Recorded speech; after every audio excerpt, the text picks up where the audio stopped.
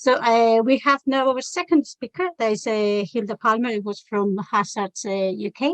So the floor is yours now, Hilda. Thank you. Thank you, Carmen. Can you see my slides? Yes, I can. Yeah, we can. Thank you. Thank you very much. I'm going to whiz through them quite quickly. I think it's just easier sometimes for people to see things and hear things. There's a longer version of this with source referencing that you can then use to customize your own information for your own campaigns, which I've posted in the chat. Thank you very much for inviting me to speak. It's an enormous privilege. You've done enormously good work. We're talking about how to make common spaces safer from infection and why it matters. It's very, very hard to pitch one of these talks sort of at the moment because everybody is at very different levels. Some people will have heard things. Many of you will know a great deal more than me. I'm only a biologist who's learned this as I go along. But some people will know very little. So I've tried to sort of pitch it somewhere in the middle and hope it works. I'm going to go quite rapidly through all of this. Ventilation, what is it? What's it good for? It's only airflow from outside into the building, either through windows and doors, holes in the walls, or through ducts and fans, mechanical ventilation. And all it does is it cleans the air, it dilutes and disperses, and it removes the stale air, which contains pollutants, a higher level of carbon dioxide, and it's warm and humid because it's come from your lungs. And it replaces it with cleaner, cooler, drier air, hopefully with less pollutants and CO2, more oxygen. But it depends on how polluted the outdoor air is. Really, mustn't forget the relationship between the outdoor air, that becomes indoor air. So it comes into the workplace with all its pollutants from traffic and other work activities, unless it's filtered through a mechanical system. And then it picks up all the harmful chemicals from the work activity, asbestos and other things coming out of the building, volatile organic chemicals, plastics, flame retardants, all sorts of things coming off the furniture and whatever, and also, of course, anything that's coming out of us in terms of viruses and bacteria. Harmful substances get into our bodies by eating them, by absorption, but inhalation is the biggest route, and it's important to know that anything in the air that's about 100 millionths of a meter in diameter and below can be inhaled, and that means the very small particles which are very harmful, and that includes respiratory airborne particles which contain COVID and other viruses.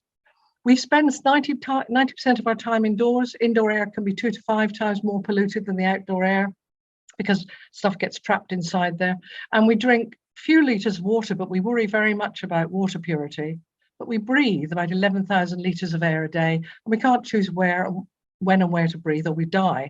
And it's very important to realize that we don't all breathe the same air. The poorer you are, you will tend to live and work and go to work, and your children go to school in much more polluted areas. And when you add in Black and minority ethnic communities, to people who are disabled already or clinically vulnerable in some way, then it gets a great deal worse. So if we reduce pathogens and improve the air quality at work, we're going to improve our health.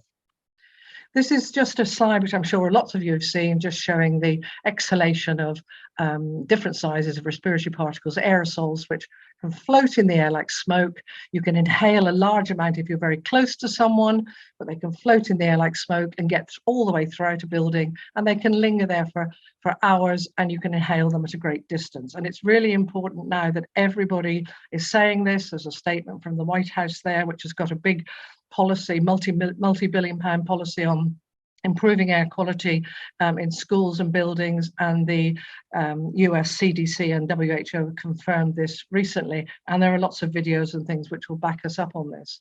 A really good aerosol specialist called Jose Luis Jimenez has been very clear on this from the beginning. Droplets and surfaces are convenient for people in power, because that means that it's all up to us to keep our distance and wash our hands and wipe things down, and it's all about us being dirty and irresponsible. But when you start talking about all of this being airborne and spreading through the air, then it becomes the responsibility of institutions and governments and employers to do something about. It becomes a collective responsibility, and that is why the emphasis has been very much on washing our hands, sanitizing and wiping surfaces, and it's rubbish. There's no real evidence that that is how it happens. So the evidence is overwhelming that COVID is spread via the air, and it's really important that we all say this. Because of very bad messaging, it is not still common knowledge, and people will revert back to all of this because public health, occupational health and governments have given out false, misleading and completely disgusting information. And we have to be very clear but it is overwhelming. The scientific evidence is overwhelming, so that backs you up. There's been a very large study, the Delphi study recently, of nearly 400 academics who all agree, 100% agree, that COVID is airborne. And if public health doesn't say this, clearly it's misinformation. That masks help, that indoor areas drive transmission, that public health is pushing false information, vaccination alone can't work, and all the rest of it. So that's really important. That's our basis. So we would say all communal areas except our homes or other people's workplaces. And we're very concerned about these warm hubs. The cost of greed crisis that the Tories have brought upon us, forcing poorer people to have to go to places to keep warm, is going to also put them in places where they will be most vulnerable to all sorts of respiratory infections if there isn't sufficient ventilation. And there will be little because they'll be trying to keep it warm. And so there won't be a lot of, nobody will be opening the windows, because the idea is to keep it warm. So we will need to do other things. Ian is entirely right. Health and safety law applies to these spaces. And we need to use what health and safety law there actually is, even though the HSE, public health authorities and everybody else is downplaying this. The law actually still applies, and we have to use this because we cannot risk exposing people, workers and these very vulnerable people, to these risks. The most important thing to remember is that vaccinations are really the last resort, not the first resort.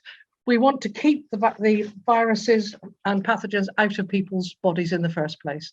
And that means we need to keep them out of the air. So that means we need to clean the air, reduce the viral load in the air, reduce the risk of inhaling it and the risk of severe illness. So that means source control, keeping people out of work, out of public spaces if they're ill, with sick pay and support, people wearing masks so that if they are infected and don't know it, they can't exhale it, and PPE at FFP2/3 standard for workers and everybody else, good ventilation, air filtration. Vaccination is the second thing. So ventilation, I'm not going to go through this in too much detail, but if you're working with this, you need to know it's measured in litres per person per second, or cubic meters per person per hour, and also in room air changes per hour. And it's important to know this when your employers or counsellors or people are trying to bamboozle you, so that you can challenge it. You don't have to be an expert, you just have to understand a bit. The workplace health, safety and welfare at work regulations covers general ventilation, and in regulation 6 says effective and suitable provision shall be made to ensure that every enclosed workplace is ventilated by a sufficient quantity of fresh or purified air. That doesn't mean polluted air from outside. And it's set a minimum of 5 to 8 litres per person per second. But during COVID, the Chartered Institute for Building Services Engineers, which the HSE refers to, recommends that this is increased to 10 litres per person per second. WHO recommends 6 air changes per hour. And that means basically, if you have 1 air change per hour, it takes 3 hours to remove 95% of something in the air. If you've got 6 air changes, it only takes half an hour, and all the air in the room is replaced every 10 minutes. So the more ventilation, the better generally. But the problem with that is the more ventilation, the more like it is outdoors, that it will be uncomfortable, and particularly in the winter, it will be too cold, it will be too expensive. And now it's even more so with the massive increase in fuel costs, which the government has managed to engineer and mismanage. So filtration can also be used to supplement ventilation, to clean the air without actually, opening the windows or, upping the air conditioning and forcing more air through the room, which makes people uncomfortable.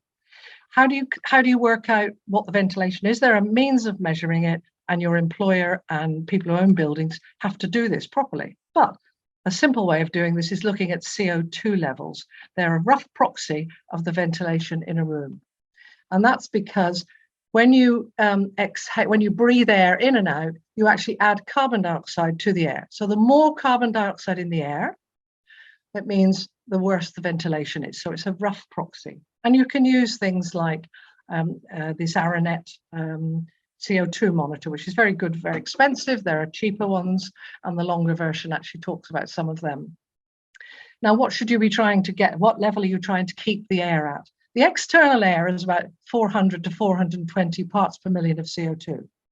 So all the experts, and even the HSE agrees, that indoor air where you've got 600 to 800 parts per million is a well-ventilated room. The HSE agrees, but won't enforce that. We would say you should be concerned at 800 parts per million. and start to act, open more windows or doors, move people out. 1,000, you should be taking greater action. And at 1,500 parts per million, a room shouldn't be used, but the government guidance doesn't reflect that. And why this is important is for every 400 parts per million of CO2 above the background level of 400, that's equivalent to 1% of the air coming straight out of someone else's lungs. And so the chance of inhaling a respiratory virus like COVID or flu or TB or RSV is much, much greater. And we know that COVID is damaging our immune systems and making us susceptible to all sorts of other viruses. Now, what can you do about this? What filtration can you use? There are things called HEPA or HEPA filters. It just means high efficiency particulate air filtration. They were developed to filter out radioactive particles during the Manhattan Project. And they're basically guaranteed to catch over 99.97% of the 0.3 millionths of a meter particles. Those are the most difficult ones to catch. They actually filter out smaller than that, and that means catching all the aerosols containing viruses and bacteria. Doesn't catch gases, because that's not what you're trying to do. They have to have a sufficient capacity. That means they have to be able to suck in the air, filter out the dirty air, and then put out clean air. And that's called the clean air delivery rate. And that's worked out for the room size and the number of occupants and activities. And basically it's really how many air changes you want times the volume of the room, and that gives you the CADR. And then you look for commercial devices that can do that. In the longer version, there are lots of websites to go to help you. And you want this to be as quiet as possible, otherwise it won't be used, it'll be turned off.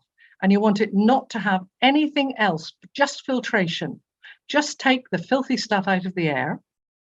We don't want any ultraviolet light in the filter, or any plasma or ionization or other devices which may create ozone, may react with the chemicals in the air and make more chemicals which cause irritation, asthma, and also possibly cancer. And you need to know how often it needs changing. Now, these commercial filters can cost anything from £200 to £1,000, and you might need several for a room. So they're quite expensive.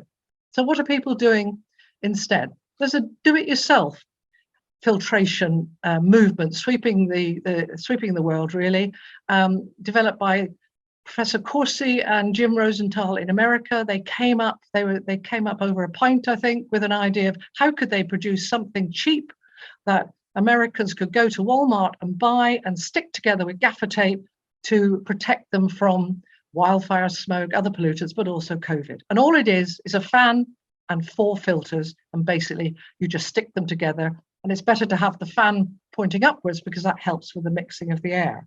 And in America, you can get all this stuff for about $100. We can't get all these things here. It's more difficult, but there has been a revolution and an evolution of this in Ceredigion. Dr. Rhys Thomas has set up a project, and he has sourced local filters. Sorry to interrupt you, Hilda, just doing the timing, please. Do you want me to wind up? If possible, yeah, thank you. Yes, and he has developed this new system of modification, and he gets the kids to build them. And this is really important in schools where children can get involved. This is the latest, very, very, very well tested, lots of technical details. And these are being put in schools in Warrington, and we have a councillor in Somerset who's supporting them, supported by the NEU union. Independent Sage has a COVID safety pledge because, the HSE has given up on all of this. And there is World Ventilation Day on November the 8th, where there will be lots of activity around all of this. And that is essentially it. I'm sorry, it was a bit, I just wanted to try and cover as much as possible. There we are. Thank you very much, Hilda. I think it was a really, really useful